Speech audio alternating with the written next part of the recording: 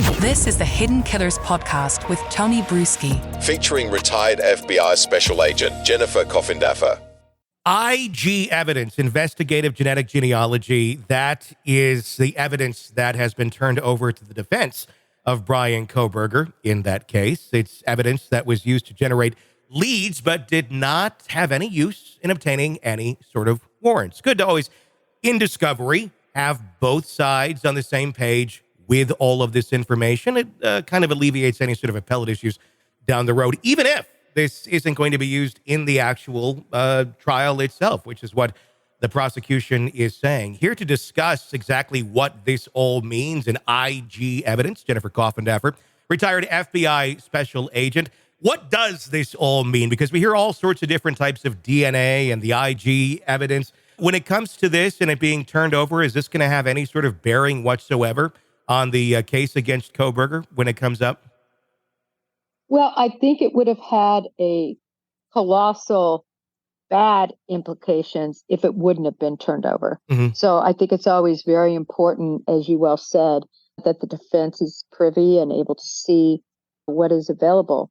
So from that standpoint, I think this was the right call. Secondarily, will it be helpful? It'll be interesting to see. I don't honestly think it's nothing burger. Yeah.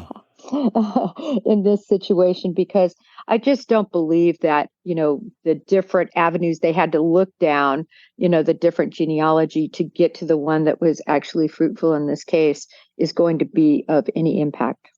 Where do the issues come in? Because I know there's some privacy concerns with IgG evidence when it comes to the way that it was obtained and how it's obtained in general right now.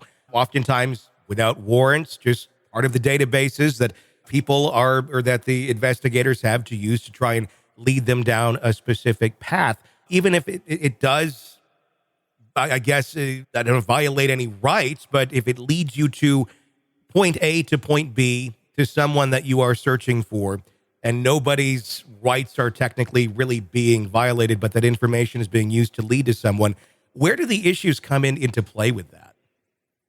Well, I believe since the Bureau was involved, these are going to be, all the records would have been obtained via search warrant.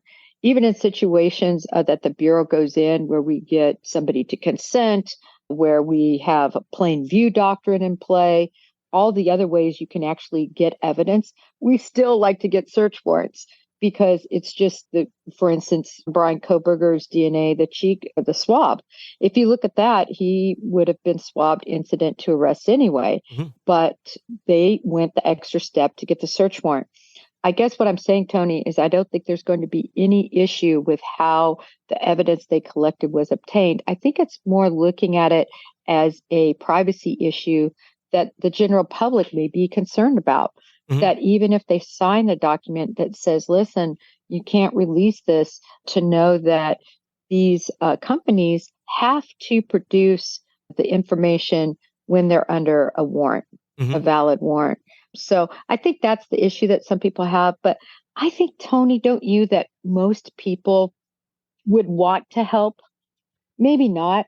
But if, it's a fifth cousin or nephew, something way down their line, that information ends up leading to a Bryan Kohberger, because it's going to be a series, I think, that led ultimately to the father's DNA, right? I think most people would want to help get a potential killer off the street and to help make things safe. But maybe I'm just being ideological.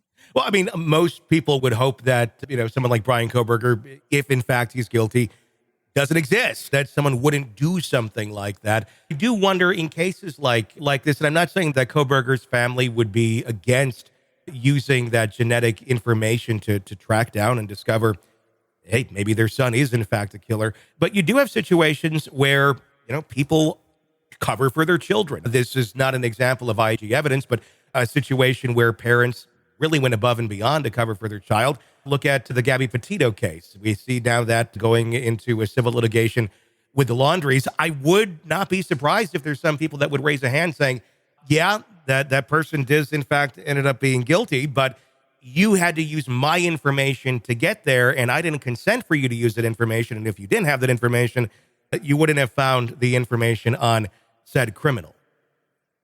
Well said. And that's going to be, certainly possibly argued in the future, maybe even in connection with this case. And there could be case law that comes down that could, impact future cases and cold cases being solved. But I also think about all the people who have been exonerated because of this technology. So it really works in a lot of just amazing ways to solve crime. And I don't think that case law will change in this. I think still a search warrant will be sufficient to get this information. But I agree with you that we're going to see lawsuits down the road on some of these cases. I wonder if it's just going to be a matter of the disclaimer, if you will. When you sign up for something like a 23andMe or an Ancestry, you go through that litany of legalese that no one ever reads. You just scroll to the bottom and check the box. Is that essentially they put an extra line in there that says, look, if we're under a warrant, we're going to give this up whether you like it or not? Does that cover this issue if they were to do that going forward, I wonder? I think it would cover it, but you know how that is. Yeah. Even if it's covered, people are going to fight.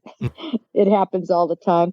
But I think there are some disclaimers in this information. I mean, depending on which website you use, but Sure. Certainly people are going to check that box, Tony, because they want to know whether they're Swedish or whether they're American Indian. Yeah, or if they're part border collie. I've thought about turning in my dog's DNA just to see what it says.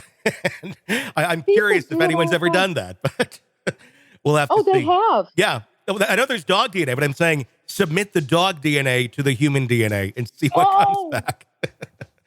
Oh my God, that would be funny, Tony. I don't know that anybody's done that. You got to do it and let us know how it comes out. It's a holiday experiment. If I get one in as a present this year, I think that's what I'll do. Because I've already done mine. Why not do the pets? See what comes back. Want to listen ad-free? Want advanced access to all of our interviews before anyone else?